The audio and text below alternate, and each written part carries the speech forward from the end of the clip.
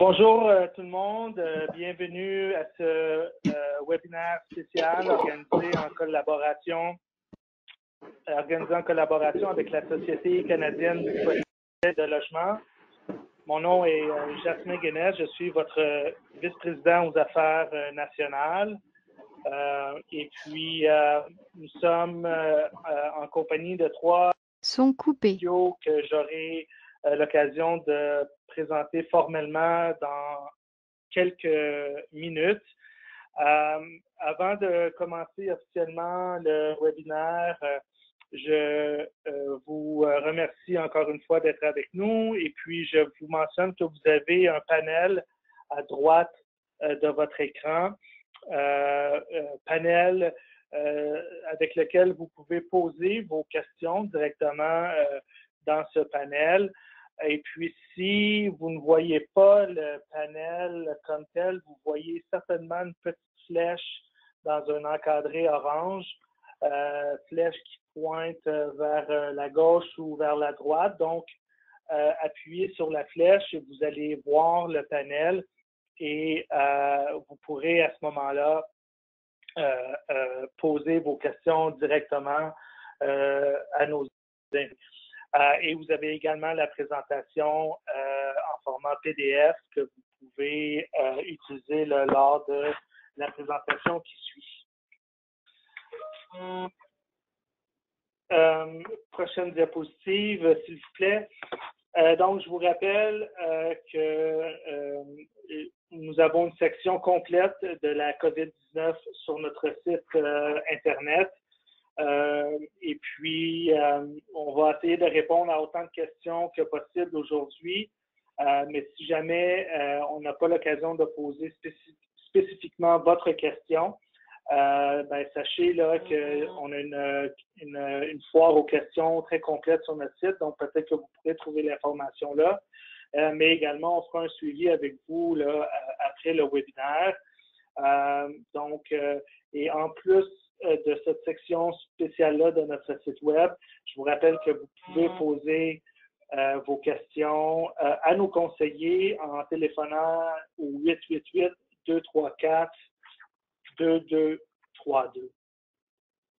Prochaine diapositive, s'il vous plaît.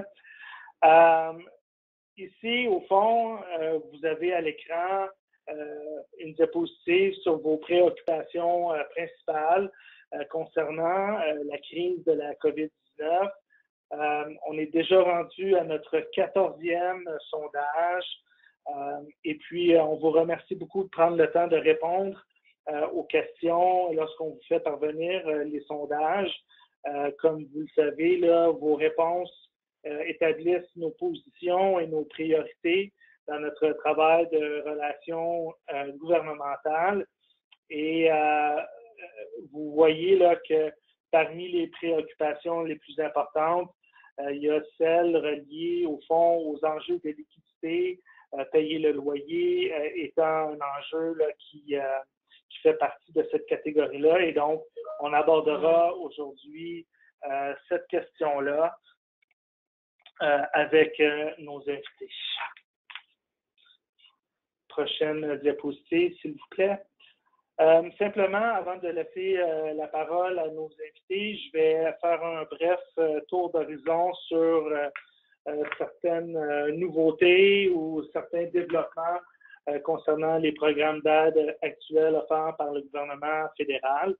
Il y a eu des consultations tenues par le ministère des Finances concernant la subvention salariale d'urgence du Canada. On a envoyé un mémoire avec nos principales recommandations qui sont au fond d'abaisser le critère de perte de revenus de 30 pour s'assurer qu'un plus grand nombre de PME puissent accéder au programme. On a recommandé également d'introduire un système à échelon pour que les entreprises qui ont une perte de revenus moindre puissent tout de même bénéficier d'une subvention salariale appropriée. Et donc, plus précisément, une subvention salariale de 10 pour toutes les entreprises qui ont une base de revenus soit de 0 ou jusqu'à 5 Ensuite, une subvention salariale de 25 pour les entreprises qui démontrent une baisse de revenus de 5 à 10 et une subvention salariale de 50 pour les entreprises qui ont une baisse de revenus de 10 à 15 et une subvention salariale de 75 pour les entreprises qui démontrent une baisse de revenus de 15 ou plus. Évidemment, là, c'est beaucoup de données, beaucoup de chiffres que je vous mentionne, mais les recommandations que nous avons faites dans le cadre de ces consultations-là sont disponibles sur notre site web. Il y en avait beaucoup plus que ça, donc vous allez pouvoir les lire directement sur notre site. Et en terminant, également dans notre document de consultation, on demande de permettre aux propriétaires de PME qui travaillent activement au sein de leur entreprise, mais qui privilégient un revenu de dividende plutôt qu'un salaire, d'être aussi admissibles à un programme d'aide équivalent à la subvention d'urgence. Et donc, on a émis un ensemble de recommandations comme ça dans le cadre de ces consultations-là, et je vous invite à les consulter sur notre site web. Également, le prêt le compte d'urgence pour les entreprises canadiennes, donc ce programme de prêt de 40 000 $ qui est administré par les banques, doit s'ouvrir à de nouveaux groupes d'entreprises.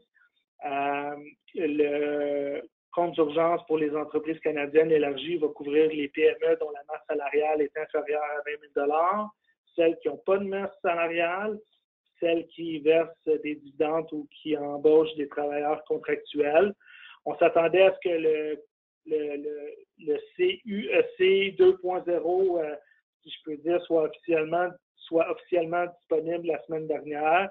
C'est toujours pas le cas, mais sachez qu'on fait beaucoup de pression pour que le gouvernement puisse lancer officiellement, et ce le plus rapidement possible, là, la nouvelle version du compte d'urgence pour les entreprises canadiennes.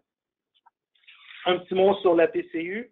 Le prolongement de la PCU a été annoncé par le premier ministre le 16 juin dernier. La PCU est toujours offerte aux travailleurs qui répondent à un certain nombre de critères, là, avoir cessé de travailler en raison de la COVID-19,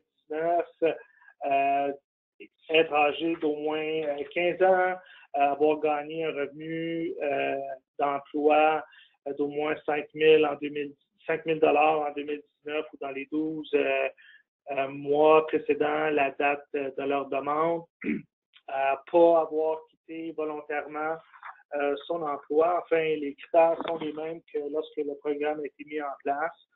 Nous, on souhaite que le gouvernement améliore ce programme-là, notamment parce que les économies redémarrent progressivement. La PCU devrait être modifiée afin que ceux qui sont rappelés au travail ne puissent pas bénéficier de la PCU sans preuve de maladie liée à la COVID-19.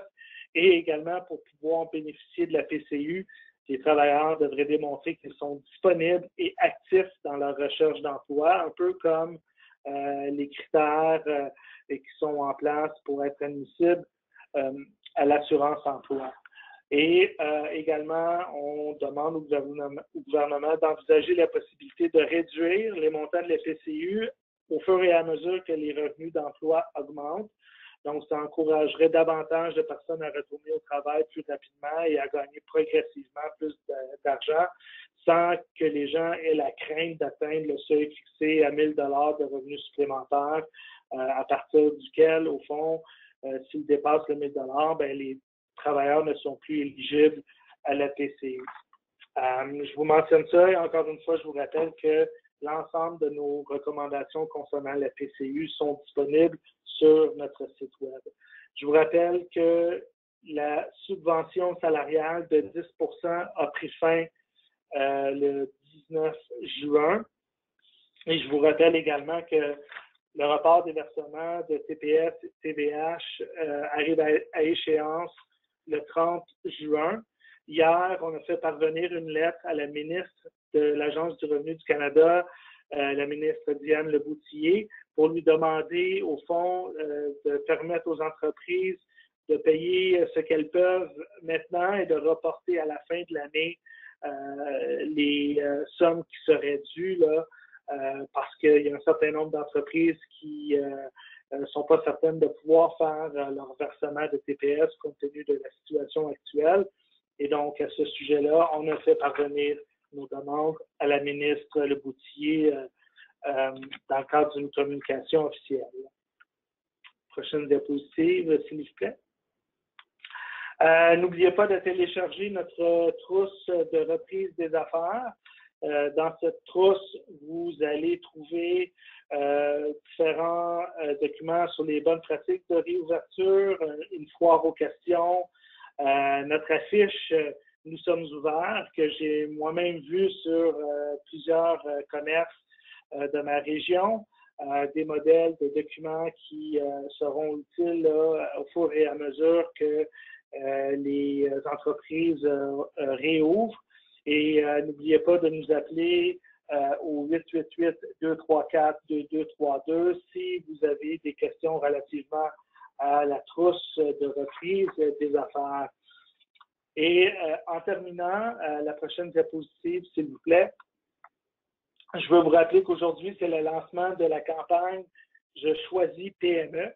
Le lancement de la campagne Je choisis PME a un objectif clair, c'est d'encourager l'achat local et donner un élan au mouvement de solidarité qui prend place à l'endroit des PME partout au Québec. Donc, la campagne consiste au fond à encourager les gens à soutenir les PME. Et donc, vous allez pouvoir trouver une page web où vous allez trouver une série d'initiatives qui sont faites dans le but de soutenir les PME. Il y aura une campagne de médias sociaux qui commence officiellement aujourd'hui. Et donc, on a émis un communiqué de presse à ce sujet-là ce matin.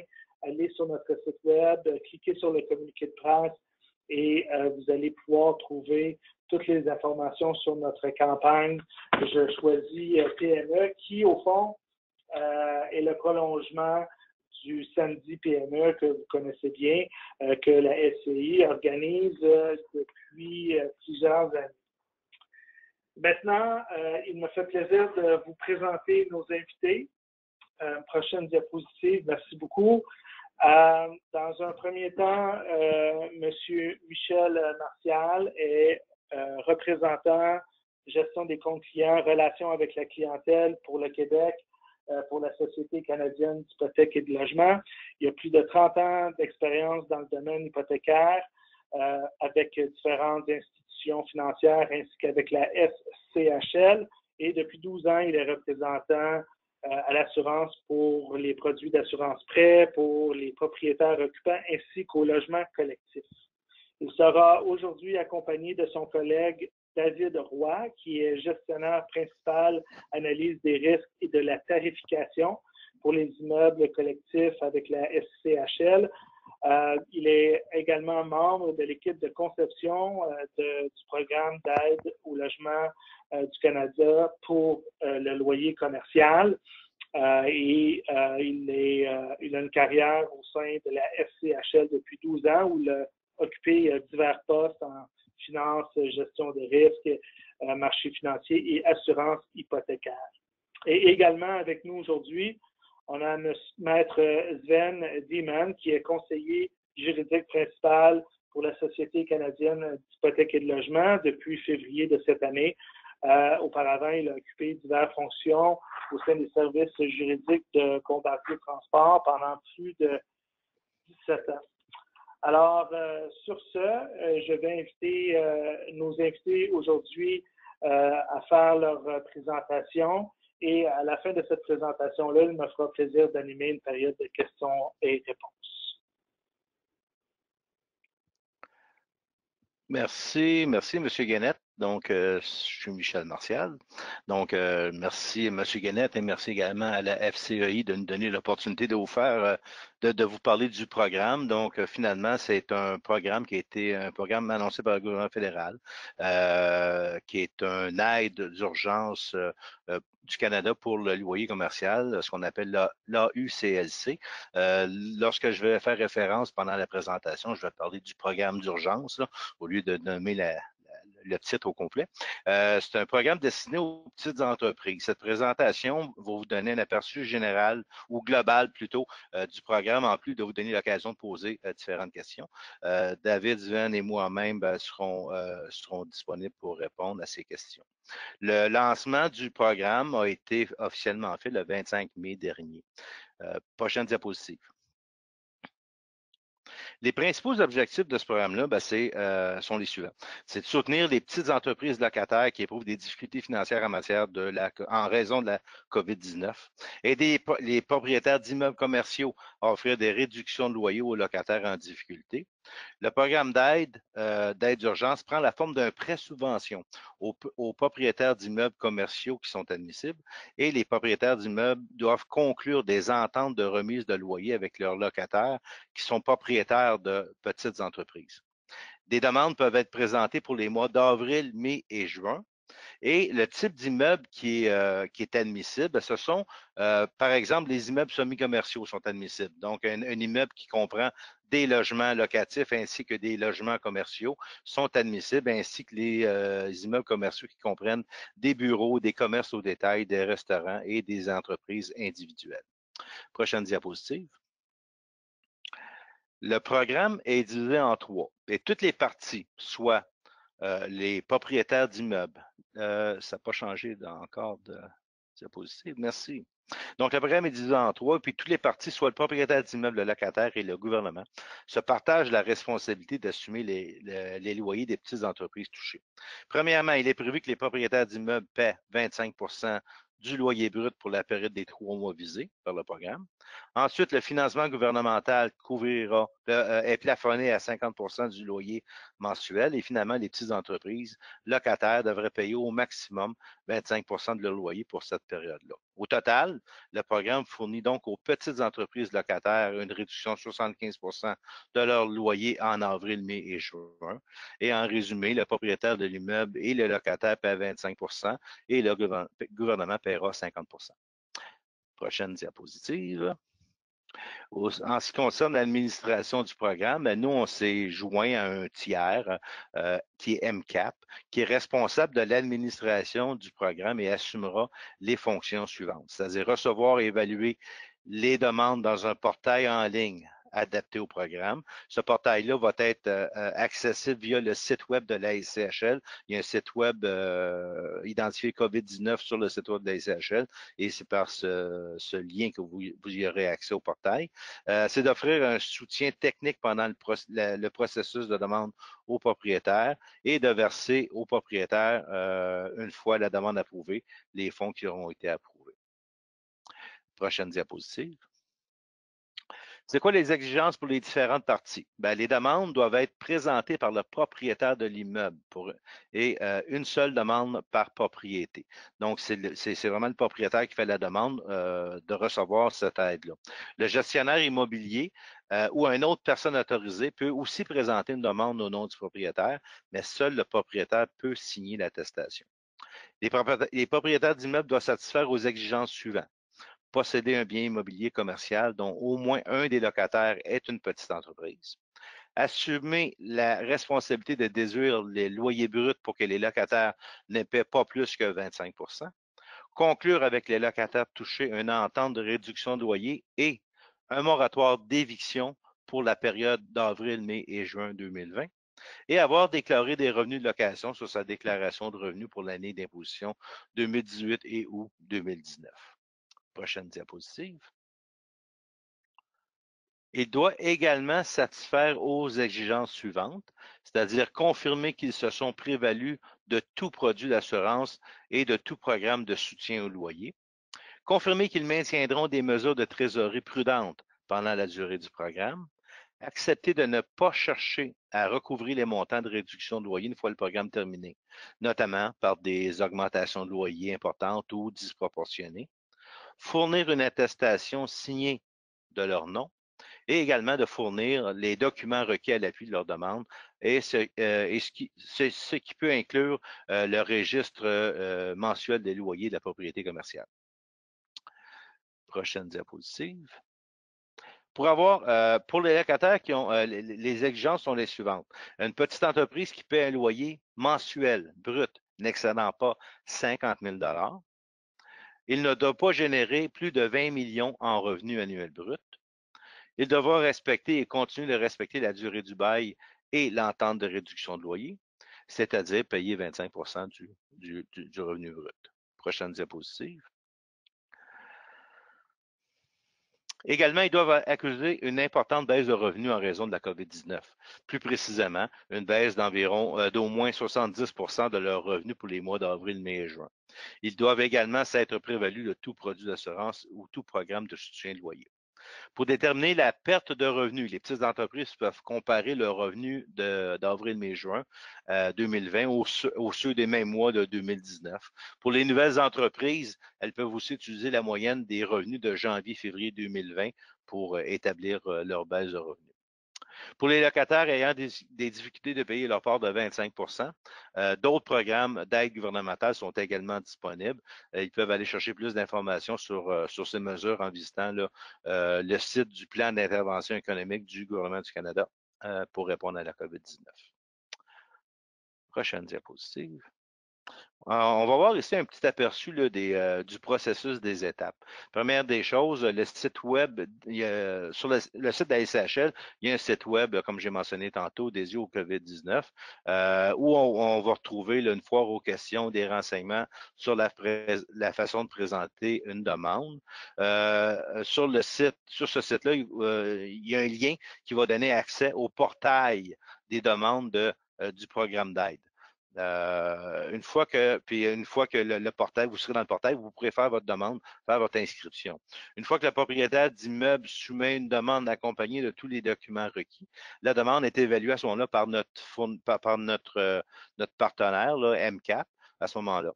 Pour le propriétaire, il est facile de suivre l'état de sa demande en se connectant sur son compte sur le portail. Et si la demande est approuvée, bien, les fonds vont être directement transmis au compte d'entreprise du propriétaire. Le propriétaire devra rembourser les loyers payés à ce moment-là par les locataires. Par la suite, il pourra utiliser les sommes restantes pour payer les coûts et dépenses qui sont reliés à l'immeuble. Le programme prend fin le 31 août 2020 et si le propriétaire d'immeuble respecte la totalité des exigences du programme, le prêt fera l'objet d'une remise complète. Prochaine diapositive.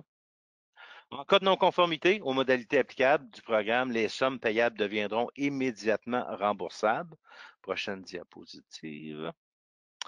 Et en cas de défaut, l'administrateur du programme se réserve le droit d'intenter une action en justice contre le demandeur, conformément au recours habituel pour tout montant impayé. Toutes les mesures nécessaires pour recouvrir les montants impayés seront prises, y compris toutes les mesures de recouvrement qui sont habituelles.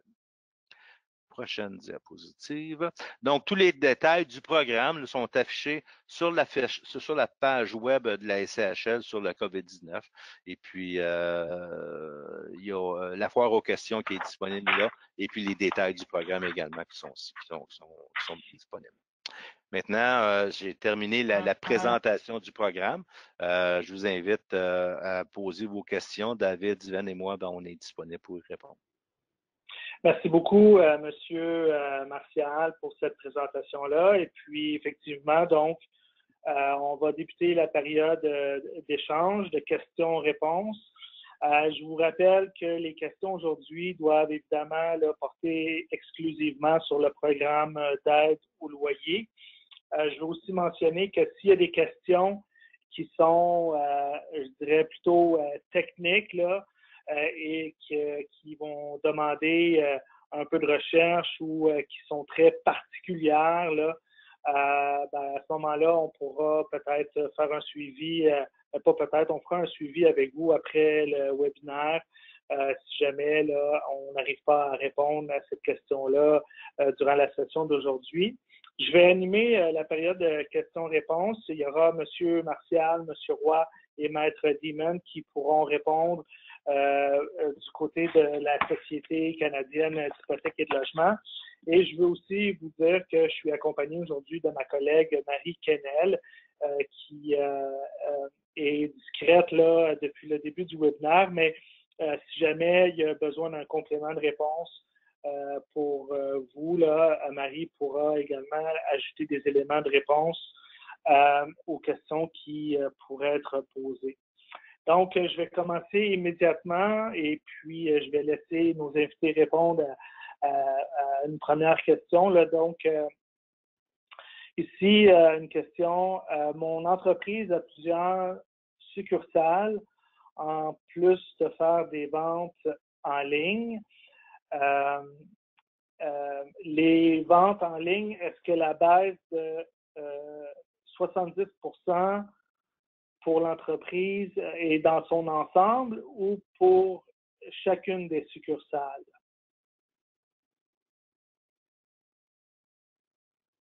Oui, merci, M. Guenette. C'est David Roy ici. La baisse de revenus comprend l'entité, donc l'ensemble de toutes les ventes. Est-ce que c'est pour l'entreprise dans son ensemble ou pour chacune des succursales?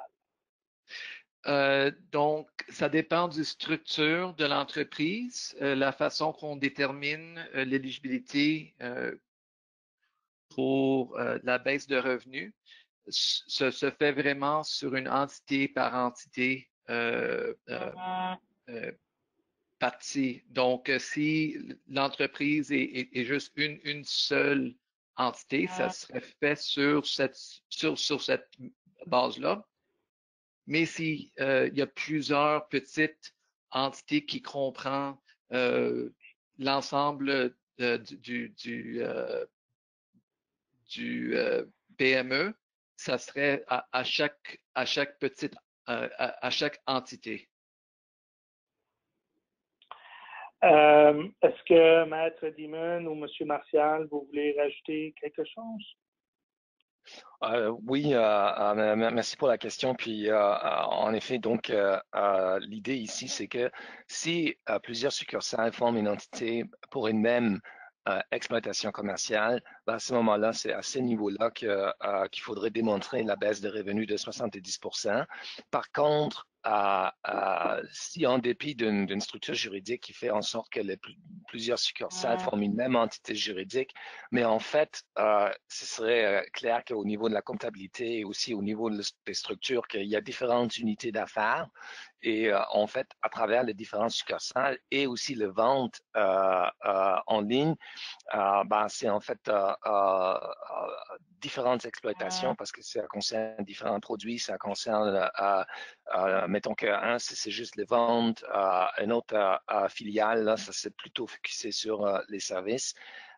Mais si c'est donc, comme mon collègue vient d'expliquer, en fait, au sein d'une même entité juridique, mais différentes unités d'affaires, et donc on parle de plusieurs entreprises qui sont exploitées à travers ces différentes succursales et les ventes en ligne, ben à ce niveau-là, à ce moment-là, ce serait au niveau vraiment de chaque exploitation qu'il faudrait démontrer la baisse de revenus de 70%.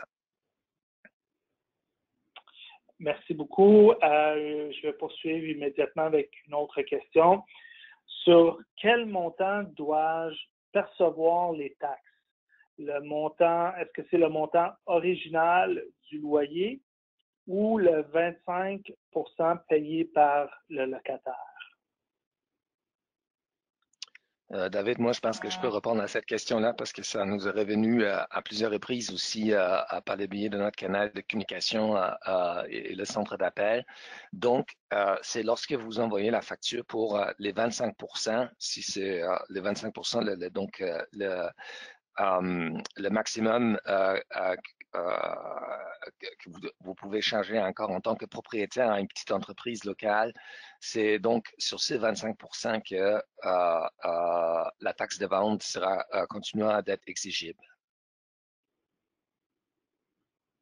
Parfait, merci beaucoup. Je vais poursuivre avec une autre question et je vous rappelle, chers invités, que si vous voulez rajouter un commentaire sur une réponse faite par un de vos collègues, n'hésitez pas à poursuivre la conversation. Donc, prochaine question. Mon propriétaire me dit qu'il va participer uniquement si je renouvelle mon bail. Il me demande aussi de lui fournir mes états financiers. Est-ce que c'est son droit d'exiger ces deux éléments-là, de renouveler le bail et de lui fournir les états financiers? OK, bon, je pense qu'encore une fois, moi, je peux fournir ici des éléments de réponse. Commençons peut-être avec le deuxième élément, l'exigence de produire des états financiers. Bon, formellement, c'est aucunement une des exigences qu'on voit dans les programmes. En tout cas, au moment de faire la demande, tout ce qu'on demande aux propriétaires, c'est d'obtenir des attestations de la part de leur petite entreprise locataire. Et donc, c'est au niveau d'une attestation qu'il faudrait d'abord exprimer et confirmer la baisse de revenus et aussi le fait que les autres critères d'éligibilité soient respectés. Donc, c'est aucunement nécessaire de fournir avec la demande et avec les autres documents des états financiers de la part d'une petite entreprise locataire. Maintenant, pour le deuxième élément, le premier élément, ici, il faudrait un peu regarder l'objectif des programmes aussi. L'objectif, c'était, un des objectifs au niveau des politiques publiques visés par ces programmes, c'est de maintenir en vie, de continuer des baux qui sont à la base d'une exploitation commerciale qui, en principe, est viable et stable, n'eût été pour la pandémie et les impacts de la pandémie. Donc, c'est dans cette optique-là aussi qu'on voit dans les exigences du programme qu'il faudrait qu'un bail soit en place au-delà du 31 août 2020. Parce que ce qu'on ne souhaite pas, c'est en fait rendre disponibles les fonds de ce programme pour des entreprises qui, de toute manière, n'ont pas de perspective de continuer au-delà de cette date-là. Et donc, effectivement, il faudrait justifier une situation où un bail commercial sera exploité au-delà du 31 août 2020. On comprend que la situation sur place, parfois, donne lieu à une variété ou une variabilité, je dirais, de situations où les réalités du marché font en sorte qu'une entreprise signe un bail d'une durée limitée qui se rende à l'échéance, mais l'entreprise, puisqu'elle est viable et stable, a déjà signé un bail avec une location alternative. Dans cette situation-là, ce serait envisageable aussi de faire demande pour le programme pour la subvention du loyer, sauf que ici on rentre vraiment dans les détails, puis il faudrait à ce moment-là regarder vraiment la situation concrètement, parce qu'effectivement, le critère déterminant pour nous, c'est que il y a un bail, il y a une entreprise, une petite entreprise locataire qui reste en place, qui est stable, et ça au-delà du 31 août 2020. Mais si je comprends bien, Maître Demon, ce n'est pas obligatoire de fournir les états financiers et ce n'est pas nécessairement également demandé de la part du locataire de renouveler son bail, en quoi c'est bien ça? C'est un bon point que vous êtes en train de faire, que j'aurais dû ajouter dès le début. Bien sûr, il n'est pas envisagé par le programme que les propriétaires s'en servent pour mettre la pression sur leurs locataires, les petites entreprises locataires, pour les obliger, les forcer de faire en fait une espèce de chantage pour dire que, bon, si tu veux avoir l'aide pour le loyer, moi, je ferai demande uniquement si tu acceptes de signer un renouvellement de 24 mois ou de 36 mois. Ce n'était pas du tout, bien sûr, l'objectif de ce programme. Et d'un point de vue éthique, c'est fortement regrettable et doutable s'il y a des pratiques comme ça sur les marchés. Merci de cette précision, Maître Demon. Une autre question ici, je vais essayer d'y aller assez rapidement parce qu'il y a beaucoup de questions. Je suis une coiffeuse qui loue une chaise dans un salon de coiffure. Est-ce que mon contrat de location de chaise est admissible au programme? Ça, c'est une bonne question. Je ne sais pas si la personne dans l'assistance pourrait répondre également à une question. Ben, je dirais que si l'occupation de cette chaise se fait par le biais de ce qu'on appelle en droit une licence, qui ressemble un peu à un loyer dans le sens que c'était un paiement mensuel récurrent, donc qui se renoue avec l'occupation continue pour une certaine durée. À ce moment-là, la documentation est claire qu'effectivement, ce n'est pas lié à des baux au sens strict qui portent cette nomenclature, mais en fait, des situations où une petite entreprise exploite un local commercial par le biais d'un autre moyen qui s'apparente peut-être à un bail, mais qui en fait, strictement parlant, est une licence. Cette petite entreprise-là et son propriétaire locataire seront également éligibles au programme. Bien, merci pour cette précision. C'est très apprécié. Encore une fois, une question qu'on a reçue durant le webinaire. Et ce genre de questions-là revient plusieurs fois de différentes façons. Doit-on avoir des pertes pour les 3 mois que couvre le programme ou si on peut y aller au fond mois par mois? Parce que donc un commentaire qui revient souvent, c'est qu'on rouvre les économies et donc pour le mois de juin, la perte de revenus de 70% va être vraiment difficile à prouver ou à atteindre, alors que pour les mois d'avril et de mai, comme tout était fermé, je veux dire, on peut présumer que la perte de 70% peut rendre un plus grand nombre de PME admissibles. Et donc, doit-on avoir des pertes pour les 3 mois ou si on peut appliquer ou si les propriétaires, au fond, peuvent appliquer pour les PME mois par mois. Donc, j'aimerais vous entendre sur cette question-là, s'il vous plaît. OK. Moi, je pense que je peux peut-être fournir un premier élément de réponse avant de peut-être donner la parole à mon collègue David sur cet aspect-là. Donc, en principe, la réponse, c'est que ce serait 70% en moyenne. Donc, effectivement, vous pouvez combiner les baisses de revenus des mois d'avril et des mois de mai avec peut-être une baisse moins prononcée pour le mois de juin. Et ce serait la moyenne des 3 mois qui doit atteindre 70%, qui sera déterminant pour l'éligibilité en vertu des règles du programme. Maintenant, on est fort conscient que là, le mois de juin, ce n'est pas encore complété. Premiers commerces ont commencé à rouvrir, mais ça commençait peut-être dépendant du genre de commerce et de la région.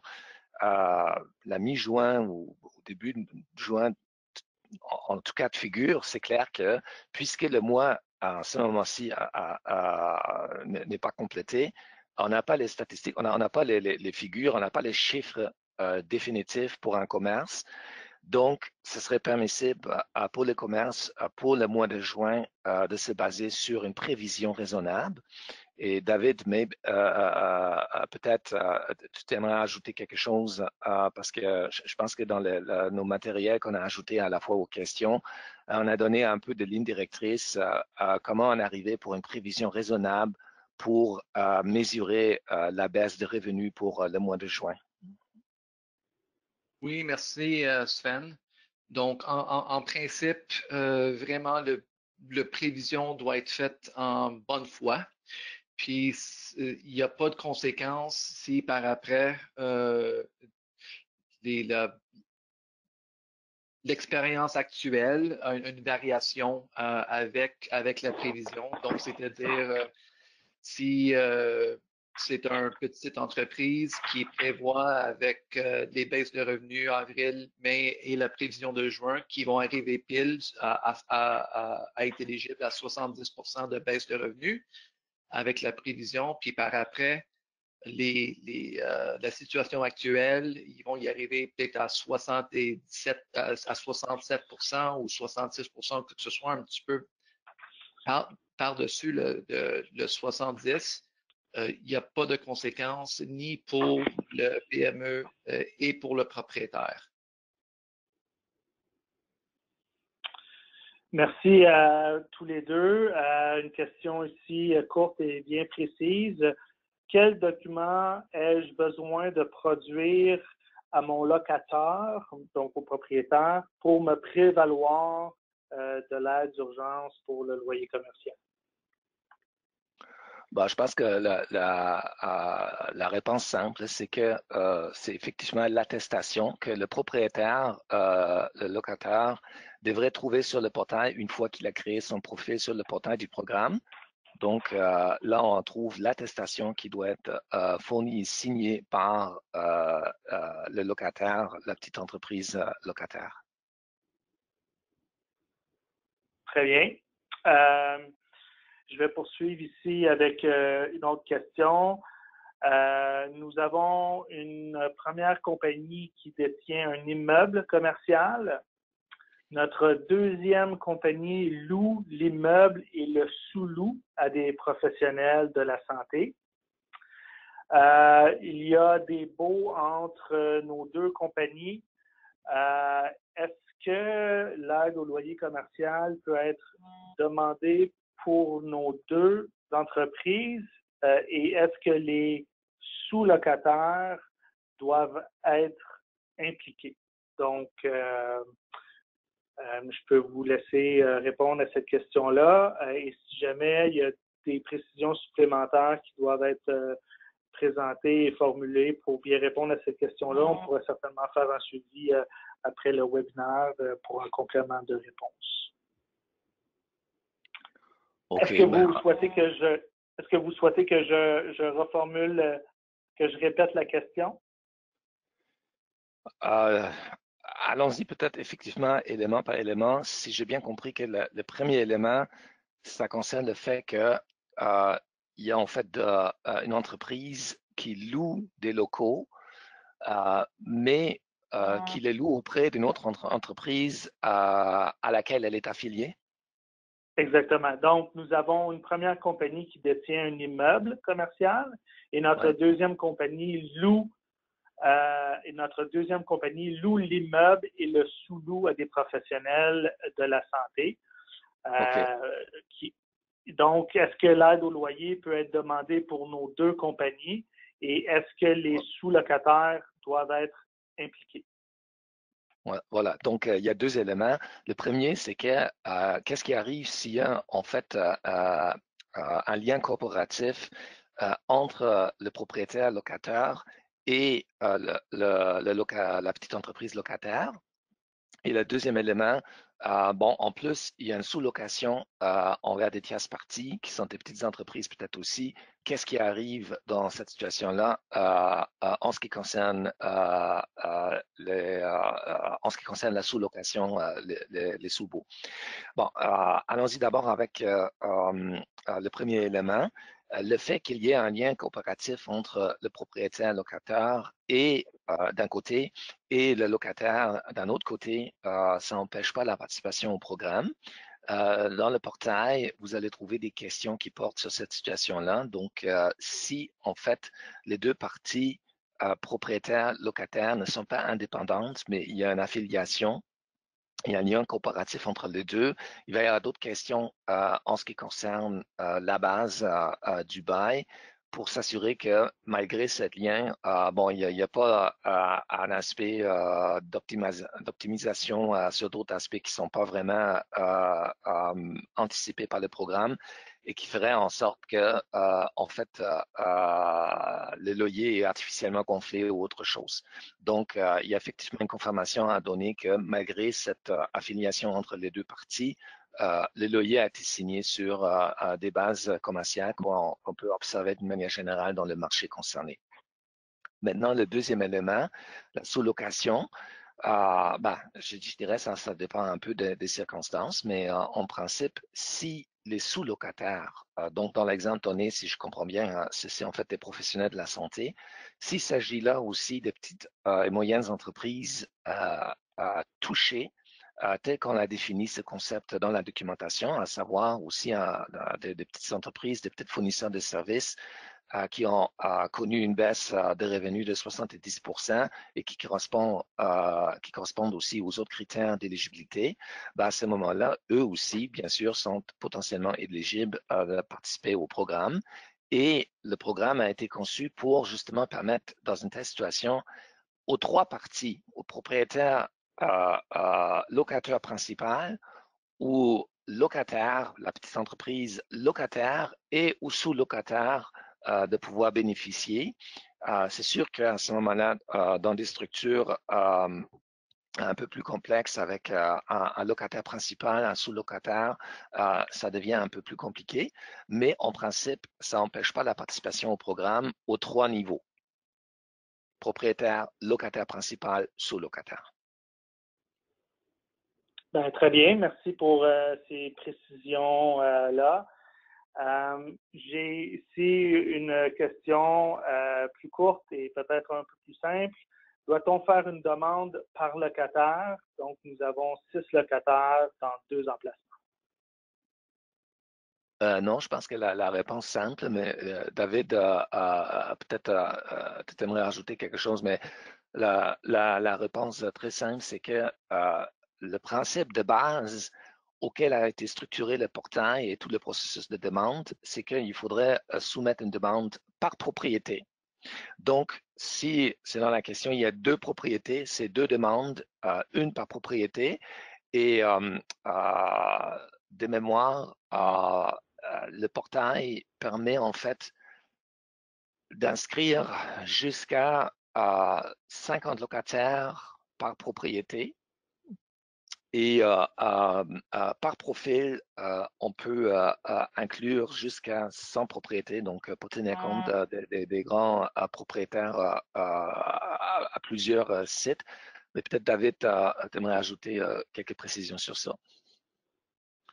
Non, Sven, je pense que vous l'avez très bien expliqué. La seule chose que j'ajouterais, c'est dans un cas que vous êtes un propriétaire, puis vous avez plus que 50 locataires touchés, je vous proposerais d'appeler la SCHL, puis on va vous mettre en contact avec MCAP qui agit comme administrateur pour vous aider à compléter votre demande.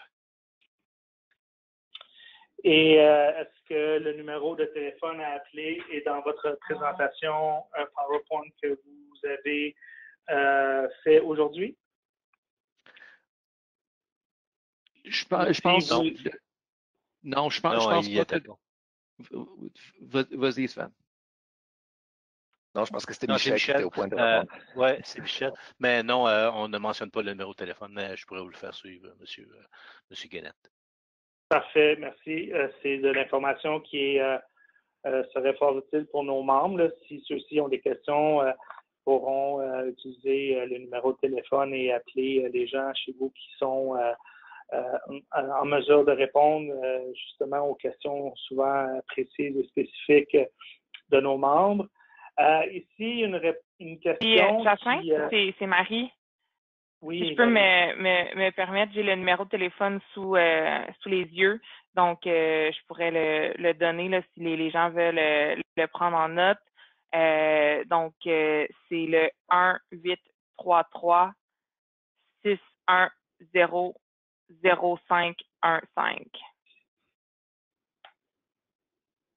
Parfait. Ben, merci beaucoup, Marie.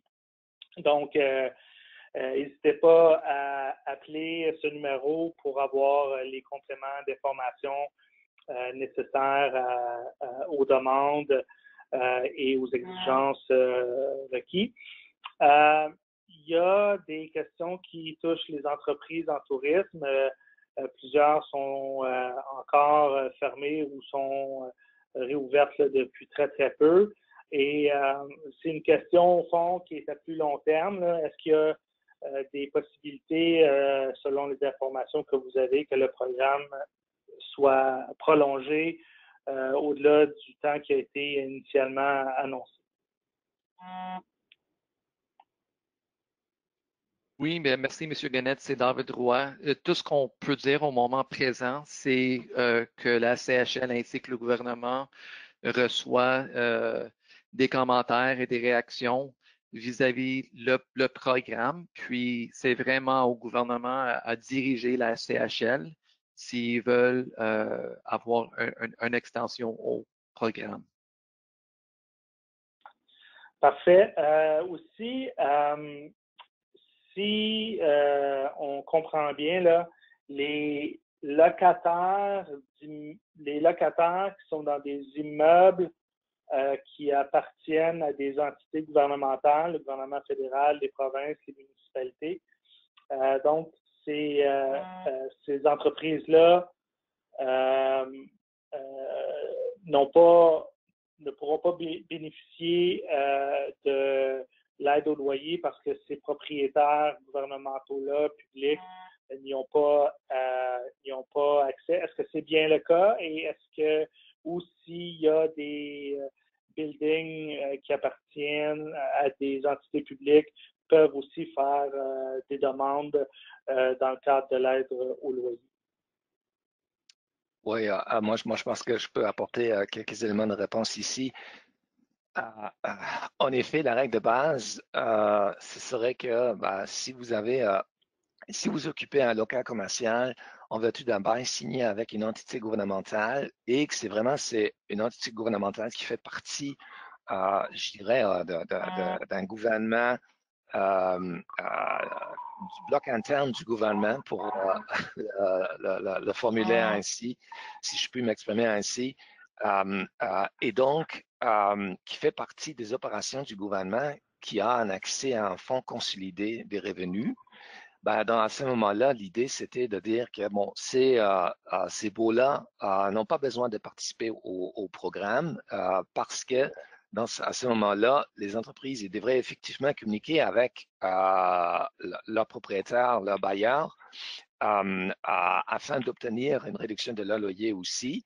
Mais l'idée, c'est que dans ce cas-là, la réduction des loyers peut se faire en dehors du programme, tout simplement parce qu'il s'agit d'une entité gouvernementale qui participe au compte, qui fait partie des comptes publics au sens strict, avec la possibilité, en fait, d'obtenir des appropriations supplémentaires à partir d'un budget provincial ou fédéral. Maintenant, pour les autres entités, là, il faudrait regarder d'une manière un peu plus détaillée. En principe, où cette situation n'existe pas, à savoir que le bailleur propriétaire, en l'espèce, en fait, ne bénéficie pas d'appropriation budgétaire de la part d'un fonds de revenus consolidés. Et en fait, c'est une opération où il mène des opérations indépendantes d'un budget provincial, territorial ou fédéral. À ce moment-là, en principe, toutes ces entités-là, telles que les hôpitaux, les institutions d'enseignement secondaire, les fonds de pension qui investissent dans le marché foncier, toutes ces institutions-là, ces entités-là, en principe, sont éligibles pour participer au programme. Parfait. Merci beaucoup pour ces précisions-là.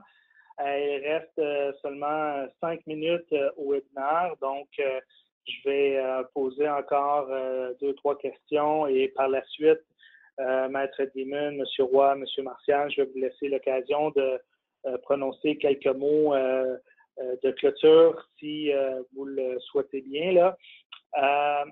Une question ici, est-ce que la réduction de 75% de loyer doit se faire avant de faire la demande au programme?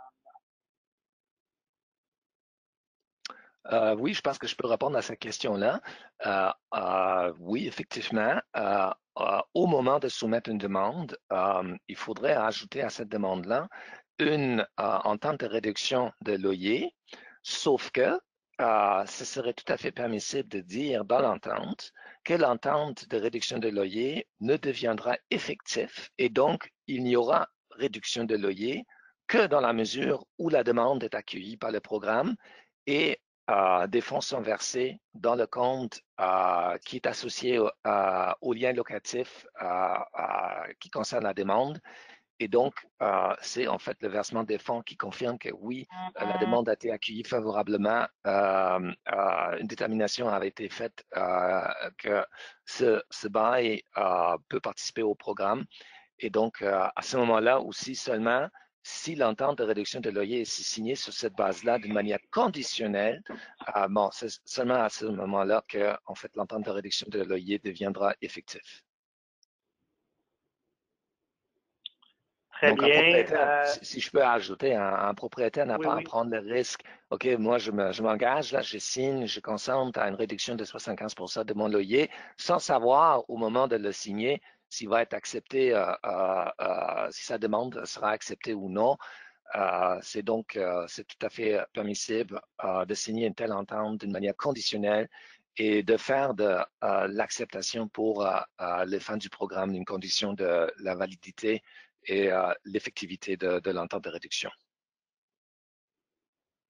Très bien, ben merci pour cette réponse. Et puis, donc, dernière question. Je sais qu'il y a plusieurs personnes qui assistent au webinaire qui n'auront pas vu leurs questions être répondues, mais on va faire un suivi là, avec vous par la suite. Mais plusieurs questions qui reviennent là, sous différentes formulations là, sur est-ce qu'il y a au fond une date où les montants sont remis aux propriétaires ou quels sont les délais avant de recevoir les montants là, si la demande a été faite et acceptée. Je pense que cette question, ça relève un peu plus des processus de traitement des demandes et des opérations. À ma connaissance, et bien sûr, le délai pour traiter d'un dossier, ça dépend un peu de sa complexité. Mais mettons que si c'est un dossier pas trop compliqué où il y aura juste propriétaire, locataire et petite entreprise locataire, moi je pense que ça prend probablement une semaine, maximum 10 jours ouvrables pour revoir le dossier. Puis ensuite, une fois la détermination faite, je pense qu'entre la détermination et le virement des fonds, c'est maximum de 3-4 jours ouvrables. Mais peut-être, David, tu peux rajouter d'autres détails sur ça. Oui, je peux offrir des précisions. Donc, pour une demande assez simple, ça peut être traité dans, je te dirais, 5 jours ouvrables. Ainsi, par après, il y a approximativement 2 ou 3 jours ouvrables pour verser les fonds. Parfait. Ben, je vous remercie, messieurs Martial, Roy et Maître Demon pour votre présentation et vos réponses aux questions de nos membres qui assistent aujourd'hui au webinaire. J'aimerais, au fond, savoir si vous auriez des commentaires à faire avant que je prononce moi-même certains mots de clôture. Je pense que peut-être juste avant de donner la dernière parole à mes collègues, de mon point de vue, je sais qu'il y a quand même un besoin à travers le pays pour ce programme, pour cette aide. Et donc, tout ce que j'aimerais dire ici,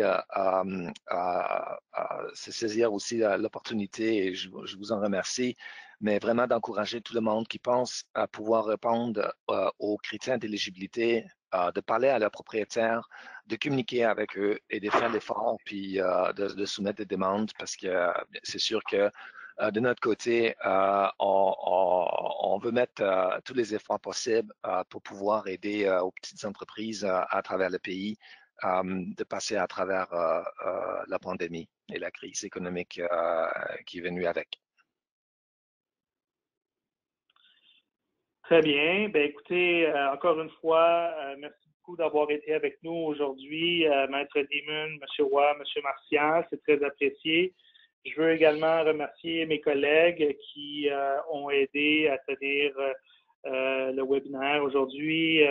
Nathalie, Clémence, Marie, je vous remercie beaucoup d'avoir participé aujourd'hui à ce webinaire et je veux vous remercier tous d'avoir assisté à la séance d'aujourd'hui. J'espère que ça a été utile et que ça a pu répondre à plusieurs questions que vous avez.